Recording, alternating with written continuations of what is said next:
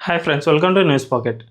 మొత్తానికి ఇజ్రాయెల్ అనుకున్నది సాధించింది. గాజాలో హమాస్ ఉగ్రవాదులను పూర్తిగా అంతం చేసేసింది. తాజాగా విజయ ప్రకటన చేసేసింది. అంతేకాకుండా హమాస్ ఉగ్రవాదులంతా మేము లొంగిపోతున్నాం, ఎటువంటి అభ్యంతరాలు లేకుండా ఇజ్రాయెల్కు మేము లొంగిపోతాం అండ్ మా ఆయుధాలన్నిటినీ వదిలేస్తామంటూ తాజాగా హమాస్ ప్రకటించింది. దీంతో రెండేళ్లుగా కొనసాగుతూ వచ్చిన గాజా ఇజ్రాయెల్ మధ్య యుద్ధానికి తెరపడినట్లే అని తెలుస్తుంది. అంతేకాకుండా ఇకపై నుంచి ఇజ్రాయెల్కు హమాస్ నుంచి ఎటువంటి బెడద ఉండదు అని కూడా స్పష్టంగా అర్థమవుతుంది. ఎందుకంటే కొద్ది రోజుల క్రితమే అమెరికా అధ్యక్షుడు సూచించిన 21 సూత్రాల్లో హమాస్ పూర్తిగా ఆయుధాలను వదిలిపెట్టాలి, అంతేకాకుండా గాజాపై ఆ సంస్థకి ఎటువంటి ఆధిపత్యం ఉండదు అని కూడా తేల్చి చెప్పేశాడు. వాటిని ఇప్పుడు అగ్రనేతలంతా అంగీకరించారు కాబట్టి ఇకపై ఇజ్రాయెల్కు హమాస్ నుంచి ఎటువంటి ఇబ్బంది లేదు అని స్పష్టంగా అర్థమవుతుంది. ఇంతటి భారీ విజయాన్ని బెంజమిన్ నెతన్యాహు సాధించడంలో అనేక పరిణామాలు దీనికి తోడుగా నిలిచాయి. అండ్ బెంజమిన్ నెతన్యాహు వ్యూహం, ఆ దేశ ప్రజల్లోని సంఘటిత శక్తి, దీంతోపాటు మొసాద్, ఐడిఎఫ్ వీటన్నిటి సంఘటిత శక్తి వల్లనే ఇంతటి భారీ విజయం సాధించింది. అయితే ఇవన్నీ ఏ విధంగా ఇజ్రాయెల్కు అనుకూలంగా మారాయి అండ్ ఈ వార్ ఆఫ్ నరేటివ్లో ఇజ్రాయెల్ ఎలా గెలుపొందింది అనే విషయాన్ని మనం ఈ వీడియోలో తెలుసుకుందాం. అంతకంటే ముందు ఈ ఛానల్ను రీసెంట్గానే స్టార్ట్ చేసాం, మాకు మీ సపోర్ట్ ఖచ్చితంగా కావాలి. ఈ ఛానల్ వెంటనే సబ్స్క్రైబ్ చేసుకోండి అండ్ బెల్ ఐకాన్ను క్లిక్ చేయడం అస్సలు మర్చిపోవద్దు. ఇక డీటెయిల్స్లోకి వెళ్తే మనందరం ఇప్పుడు చూస్తూ ఉన్నాం, ప్రపంచంలో 2 యుద్ధాలు కొనసాగుతూ వచ్చాయి. రష్యా ఉక్రెయిన్ యుద్ధం అండ్ ఇజ్రాయెల్ గాజా యుద్ధం. రష్యా అతిపెద్ద దేశం, సోవియట్ యూనియన్ నుంచి ఇప్పటి వరకు ప్రపంచంలో అతిపెద్ద శక్తుల్లో ఒకటిగా నిలిచింది. అటు ఉక్రెయిన్ చాలా చిన్న దేశం, ఆ దేశం దగ్గర కనీసం అణ్వాయుధాలు కూడా లేవు. అటువంటి దేశంపై కొన్ని సంవత్సరాలుగా యుద్ధం చేస్తూ వస్తూ ఉన్నా కూడా రష్యా ఎక్కడా కూడా విజయానికి దగ్గరగా చేరుకోవడం లేదు. కానీ బెంజమిన్ నెతన్యాహు మాత్రం ఇందులో చాలా సక్సెస్ఫుల్గా ముందుకెళ్ళగలిగారు. ఈ ఆధునిక కాలంలో యుద్ధానికి అసలు తావులేని కాలంలో కూడా యుద్ధం చేసి హమాస్ ఉగ్రవాదులను అంతం చేసి వారిపై విజయం సాధించగలిగారు అంటే ఆయన చేసిన వ్యూహం, ఆయన యుద్ధం చేసిన తీరు మొత్తం చూసుకుంటే చాలా స్పష్టంగా పకడ్బందీ వ్యూహాలు అమలు చేసినట్లయితే మనకు కనిపిస్తుంది. వాటిని ఒక్కసారి మనం గమనిస్తే జనరల్గా నెతన్యాహు కన్సిస్టెన్సీ అనేది మెయింటైన్ చేశారు. యుద్ధంలో ఎప్పుడూ హై అండ్ పూర్తి లోగా ఉండకూడదు, దాన్ని ఒక కన్సిస్టెన్సీగా మెయింటైన్ చేయాలి. అలా మెయింటైన్ చేయడంలో నెతన్యాహు చాలా కీలక రోల్ ప్లే చేశాడు ఐడిఎఫ్ దళాలకు. దీంతోపాటు మొసాద్ కూడా ఈ ముగ్గురు సరైన సమన్వయంతో ఒకరికొకరు సరిగ్గా కలిసిమెలిసి పనిచేస్తూ హమాస్ అగ్రనేతలను మొసాద్ అంతం చేస్తూ వస్తూ ఉండగా ఇటు కింది స్థాయి వారందరినీ ఐడిఎఫ్ దళాలు ఎక్కడికక్కడ మట్టు పెడుతూ వచ్చాయి. అయితే ఈ యుద్ధంలో జస్ట్ హమాస్ పైన మాత్రమే ఇజ్రాయెల్ పోరాడలేదు, ఇందులో హౌతీలు, హెజ్బుల్లా తీవ్రవాదులు సైతం ఈ యుద్ధంలో హమాస్కు అనుకూలంగా పోరాడారు. ఒకేసారి ఈ 3 ఉగ్రవాద సంస్థలపైన ఇజ్రాయెల్ భారీ ప్లాన్తోనే పోరాటం చేసింది. ఇందులో బాగానే సక్సెస్ అయింది. మొసాద్ మాత్రం ఇందులో చాలా కీలకమైన రోల్ ప్లే చేసింది. హమాస్ అగ్రనేతలైన ఇస్మాయిల్ హనియే, యహ్యా సిన్వర్, దీంతోపాటు హెజ్బుల్లా టాప్ ఉగ్రవాదులు హసన్ నసరల్లా ఇలాంటి వాళ్ళందరినీ మొసాద్ చాలా చాకచక్యంగా చంపేసింది. వాళ్ళు ఎక్కడెక్కడ ఉన్నారో పింటు వారిని గుర్తిస్తూ మరీ చంపింది. అంతేకాకుండా ఇరాన్ లాంటి పెద్ద దేశంలోనూ అక్కడ ఉన్న అణు శాస్త్రవేత్తలందరినీ ఏకకాలంలో చంపేయగలిగింది. దీన్ని బట్టి చూసుకుంటే మొసాద్ ఈ యుద్ధంలో చాలా కీ రోల్ ప్లే చేసేసింది.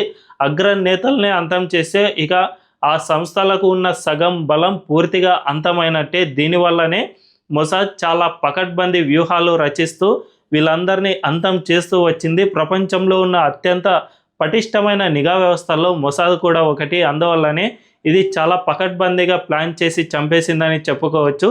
దీంతోపాటు ఐడిఎఫ్ దళాలు కూడా చాలా కన్సిస్టెన్సీని మెయింటైన్ చేస్తూ గాజాను మొత్తం క్లీన్ చేస్తూ వచ్చాయి. గాజాతో పాటు ఇటు రఫా ఇలా అన్ని ప్రాంతాల్లోనూ తాము పదాతి దళాలు అండ్ వైమానిక దాడులు ఇలాంటివి అన్నీ చేసి హమాస్ ఉగ్రవాదులు ఎక్కడైతే నక్కి ఉన్నారో వాళ్ళందరినీ మట్టు పెడుతూ వచ్చింది. ఈ విధంగా ఐడిఎఫ్ దళాలు చాలా కీలక రోల్ ప్లే చేశాయి. అంతేకాకుండా ఇజ్రాయెల్ వైమానిక దళం సైతం అటు యెమెన్లోను, ఇటు గాజాలోను, దీంతోపాటు ఇరాన్లోను వైమానిక దాడులు చాలా భీకరంగా చేయగలిగింది. ఇరాన్లో అయితే ఏకంగా ఆ దేశ నిఘా సంస్థ అధికారులనే ట్యాకిల్ చేసి వాళ్ళను తన వైపు తిప్పుకొని మరీ దాడులు చేసింది. అంటే ఇరానే దీనిపై పూర్తిగా ఆశ్చర్యం వ్యక్తం చేసింది. మా దేశంలో నిఘా వర్గాలు కూడా ఇజ్రాయెల్కే సపోర్ట్ చేస్తున్నాయా అనే విధంగా ఆశ్చర్యపోయింది. ఇలా చాలా గొప్ప యుద్ధమే చేశాయి ఐడిఎఫ్ దళాలు సైతం. దీంతోపాటు మరీ ముఖ్యంగా దీనంతటికీ మెయిన్ రీజన్ ఒకటి చెప్పుకోవాల్సిన అవసరం ఎంతైనా ఉంది. అదే అక్కడి దేశ ప్రజల్లో ఉన్న భక్తిభావం. మా దేశం ఎలాగైనా గెలవాలి అని అక్కడి ప్రజలందరూ భావిస్తూ ఉంటారు. మన దేశంలో అయితే కొంతమంది అంటే ప్రభుత్వానికి వ్యతిరేకంగా మాట్లాడే వాళ్ళు ఉంటారు. పహల్గామ్ అటాక్ జరిగితే మోదీ ఏం చేస్తున్నారు, పాకిస్తానే బెటర్ అనే విధంగా మాట్లాడారు. గతంలో 2019లో అయితే మరీ ఘోరంగా పాకిస్తాన్పై ఇండియా చేసిన బాలాకోట్ ఎయిర్ స్ట్రైక్స్లో ఒక్క గడ్డిపోచ కూడా ఏమీ కాలేదు, మీరు అసలు పూర్తిగా ఫెయిల్ అయిపోయారు అని మాట్లాడిన వాళ్ళు మన ఇండియాలో మాత్రమే ఉంటారు. కానీ ఇజ్రాయెల్లో అలా ఉండరు. ప్రతి ఒక్క ప్రజలు ప్రభుత్వానికి అనుకూలంగానే మాట్లాడుతారు. మీరు ఖచ్చితంగా యుద్ధం చేయండి, మా దేశమే గెలవాలి, అవతలి వాళ్ళు ఎట్టి పరిస్థితుల్లో మనపై గెలవకూడదు అని చాలామంది ప్రభుత్వానికి అందరూ సపోర్ట్ చేసేసారు. దీంతోపాటు చాలామంది తమ బంధువులు, తమ స్నేహితులు వీళ్ళంతా హమాస్ నేతల చెరల్లో బందీలుగా ఉన్నారు. అయినా కూడా మేము వారిని పట్టించుకోం, మా వాళ్ళు తిరిగి వస్తే ఓకే, చివరికి మా వాళ్ళ శవమైనా వచ్చినా మాకేం పర్వాలేదు, మీరు మాత్రం యుద్ధాన్ని చేస్తూనే ఉండండి, హమాస్ను ఎట్టి పరిస్థితుల్లో మీరు అంతం చేసేయాలి, అప్పుడే మా వాళ్ళ ప్రాణాలకు శాంతి కలుగుతుంది అని కూడా ప్రభుత్వాన్ని కోరిన వారు ఉన్నారు. అంతటి గొప్ప దేశభక్తులు ఆ దేశంలోని ప్రజలు కాబట్టి ప్రభుత్వం కూడా ఇంత పటిష్టంగా యుద్ధం చేయగలిగింది. ఎక్కడా కూడా వెనక్కి తగ్గకుండా హమాస్ నేతలందరినీ అంతం చేయడంలో అక్కడి ప్రజల సపోర్ట్ చాలా అంటే చాలా ముఖ్యమనే చెప్పుకోవాలి. దీంతోపాటు నాయకత్వం కూడా ఎక్కడా కూడా వెనక్కి తగ్గదు. అండ్ ఇంకో డిస్ట్రాక్షన్ లేకుండా ఖచ్చితంగా మేము యుద్ధంలో గెలవాలి అనే ఒకే ఒక టార్గెట్తో పనిచేసింది. దీనివల్లనే ఇజ్రాయెల్ ఇంత భారీ విజయాన్ని సాధించింది. అంతేకాకుండా వార్ ఆఫ్ నరేటివ్లో కూడా బెంజమిన్ నెతన్యాహు అండ్ మొసాద్ చాలా కీలక రోల్ ప్లే చేశాయి.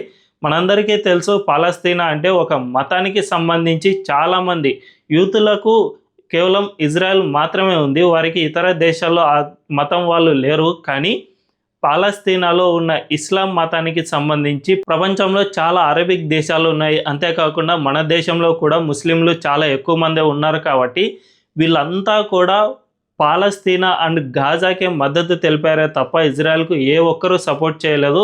హమాస్ వాళ్ళు చేసింది ఉగ్రవాద దాడి కదా, ఇజ్రాయెల్ వాళ్ళని ఎత్తుకుపోయారు కదా, అయినా వీళ్ళు చేసింది తప్పు కాబట్టి మేము సమర్థించకూడదు అనే ఇంగితం కూడా చాలామంది ప్రదర్శించలేదు. అందరూ పాలస్తీనా జెండాలు పట్టుకుని ఇజ్రాయెల్ ఇలా మారణ హోమం సృష్టిస్తోంది, నెతన్యాహును అరెస్ట్ చేయాలి, ఆయన్ను ఉరి తీయాలి అనే విధంగా చాలామంది మాట్లాడారు. ప్రపంచవ్యాప్తంగా ఇటువంటి పాలస్తీనా ప్రొటెస్టులు చాలానే జరిగాయి. అమెరికా, యూకే, ఇండియా, అరేబియా దేశాలు ఇలా చాలా దేశాల్లో జరిగాయి. కానీ నెతన్యాహు ఈ వార్ ఆఫ్ నరేటివ్ను కూడా చాలా బాగా ట్యాకిల్ చేయగలిగారు. అల్ జజీరా లాంటి పత్రికలపై వైమానిక దాడులు చేయడం నుంచి ఈ హమాస్ ఉగ్రవాదులు ఏ విధంగా మానవులను అడ్డు పెట్టుకుని పోరాటం చేస్తున్నారు, ఈ ఉగ్రవాద దాడులకు పాల్పడుతున్నారు అనే విషయానికి సంబంధించి drone visuals and video visuals అన్నిటినీ ఎప్పటికప్పుడు రిలీజ్ చేస్తూనే వచ్చింది. మరీ ముఖ్యంగా హాస్పిటల్స్ పైకి మాత్రం హాస్పిటల్స్లా నిర్మిస్తారు, ఆ లోపల పేషెంట్లు అందరూ ఉంటారు. కానీ ఆ హాస్పిటల్ బేస్మెంట్లో మాత్రం ఈ హమాస్ ఉగ్రవాదులకు సంబంధించిన మందుగుండు సామాగ్రి అండ్ టన్నెల్స్ ఇలాంటివి ఉంటాయి. సో పైకి హాస్పిటల్ లాగా చూపించి దాంట్లో ఉగ్రవాద కార్యకలాపాలకు పాల్పడుతున్నారు అనే విషయాన్ని సైతం వీడియోలతో సహా ప్రపంచం ముందు ఉంచడంలో ఇజ్రాయెల్ బాగా సక్సెస్ అయింది. ఇది వార్ ఆఫ్ నరేటివ్లో చాలా కీలక రోల్ ప్లే చేసింది. హమాస్ ఉగ్రవాదులకు ఎవరైతే సపోర్ట్ చేస్తూ ఉన్నారో వాళ్ళంతా చూడండి, మీరు ఎంత సిగ్గుమాలిన చర్యకు పాల్పడుతున్నారు, ఇలాంటి ఉగ్రవాదులకు మీరు సపోర్ట్ చేసేది, సామాన్య ప్రజలను అడ్డు పెట్టుకుని మరీ వీళ్ళు యుద్ధం చేస్తూ ఉన్నారు, కాబట్టి ఇలాంటి వారికి మీరు ఎలా సపోర్ట్ చేస్తారు అనే విధంగా వార్ ఆఫ్ నరేటివ్ను ఇజ్రాయెల్ క్రియేట్ చేయగలిగింది. దీంట్లో కూడా బాగానే సక్సెస్ అయింది. ఇక చివరికి ట్రంప్ లాంటి మూర్ఖుడిని సైతం నెతన్యాహు తన దౌత్య విధానాలతో ఒప్పించగలిగారు. మనందరికీ తెలుసు ట్రంప్ ఎంతటి మూర్ఖుడో. ఆయన ఒక్కసారి ఆలోచిస్తే అసలు వెనక్కి తగ్గే ప్రసక్తే లేదు అనే విధంగా ప్రవర్తిస్తూ ఉంటారు. అది చాలా మూర్ఖత్వంతో ఆయన ముందుకెళ్తూ ఉంటారు. అలాంటి మూర్ఖుడిని పుతిన్ సైతం ఒప్పించడంలో విఫలం అవుతూ వచ్చారు. చాలాసార్లు చర్చలు జరిగినా కూడా ఆ యుద్ధం కొలిక్కి రాలేదు. కానీ నెతన్యాహు మాత్రం ట్రంప్ను బాగా ఒప్పించగలిగాడు. ఈ హమాస్ ఉగ్రవాదులను పూర్తిగా అంతం చేయడంలో ట్రంప్ కూడా సహాయం చేశాడు. ఈ సూత్రాలను అమలు చేయడం, దీంతోపాటు ఈ హమాస్ ఉగ్రవాదులను బెదిరించడం, అంతేకాకుండా ఇరాన్ అడ్డొస్తే ఇరాన్పై కూడా వైమానిక దాడులు చేసే విధంగా ట్రంప్ను సైతం నెతన్యాహు ఒప్పించగలిగాడు. ఇందులో తన దౌత్య విధానాలు చాలా చక్కగా ఈ టాక్టిక్స్ను ప్లే చేస్తూ వచ్చాడు. దీనివల్ల ట్రంప్ సైతం ఇజ్రాయెల్ ఎలా చెబితే అలానే వినే పరిస్థితిలో వచ్చేశారు. ఈ విధంగా మొత్తం అంశాలను చాలా క్షుణ్ణంగా బేరీజు వేసుకుంటే ఇజ్రాయెల్ సాధించిన ఈ విజయంలో చాలా అంటే చాలా అంశాలే క్రోడీకరించబడ్డాయి. ఐడిఎఫ్ దళాలు, మొసాద్, నెతన్యాహు దౌత్యం, అక్కడి ప్రజల దేశభక్తి ఇవన్నీ కలగలిసిన తర్వాతే ఇంతటి భారీ విజయం నమోదైంది. ఇక ఇజ్రాయెల్కు భవిష్యత్తులో ఎటువంటి ఉగ్రవాద సంస్థ నుంచి ఇటువంటి థ్రెట్ రాదు అని ఈ యుద్ధం ద్వారా స్పష్టంగా అర్థమవుతుంది. అంతేకాకుండా నెతన్యాహు అండ్ ఇజ్రాయెల్ ప్రజలు ఒక్కసారి అనుకుంటే ఎంతటి ఉగ్రవాద సంస్థనైనా అణిచివేయగలరు అనేది కూడా స్పష్టంగా తేల్చి చెప్పేసినట్టయింది. దీంతో ఇజ్రాయెల్తో భవిష్యత్తులో ఎవరైనా యుద్ధం చేయాలని భావించినా కూడా 1కి 10 సార్లు ఆలోచించుకోవాల్సిన అవసరం కల్పించేలా నెతన్యాహు పోరాడారు. ఈ విషయంలో పూర్తి విజయాన్ని సాధించారు. మరి నెతన్యాహు సాధించిన ఈ విజయంపై మీ అభిప్రాయాలను కామెంట్లలో తెలియజేయండి. అండ్ ఈ వీడియో కనుక మీకు నచ్చినట్లయితే ఖచ్చితంగా మా ఛానల్ను సబ్స్క్రైబ్ చేసుకోండి అండ్ బెల్ ఐకాన్ను క్లిక్ చేయడం అస్సలు మర్చిపోవద్దు. Thank you.